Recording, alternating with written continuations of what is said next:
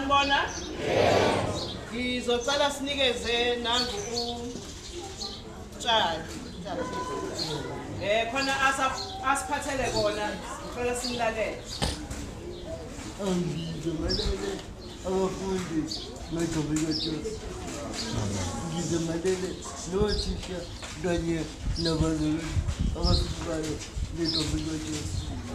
Ngizozama ukusheshisa ngoba sijaye ukubhala. Namhlanje sizokhuluma ngokwehla kukamoya engcwele. Izenzo zesibili verse 1. Kwathi sekufike usuku lwePentekoste, bonke babebuthene ndawonye. Sithola ukuthi abazalwane babebuthene ndawonye ngosuku lwePentekoste. Kwehla umoya engcwele umehla, bakhuluma ngezinye izilimi ngoba yena umesesile kuyashintsha, akufani nakuqala. Uzithola usenze izinto ezehlukile ezingafani nezinye izinto. Lithi izwi maliqhubeka babuze abanye ukuthi laba badakiwe, hhayi ngoba bedakiwe, behlelwe umoya engcwele.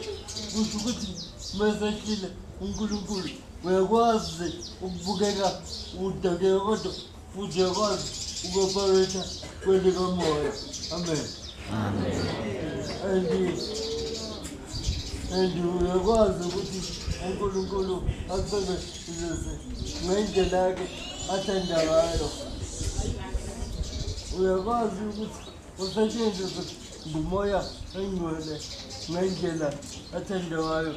Sekuzovala bengifisa ukuthi namhlanje akukhulume nje impumelelo empilweni yakho, ngoba kwenye incwadi kukhulunywa ngokuprofetha kwamathambo. Lithi izwi profetha amathambo bese eyaphila. Sibona amathambo ehlangana eba umuntu ngoba kwaphuma izwi kwathiwa hlanganani mathambo.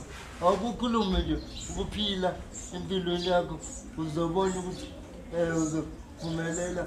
Unganaki abantu ukuthi bathini, naka lokhu kushoyo bezokholwa. Amen.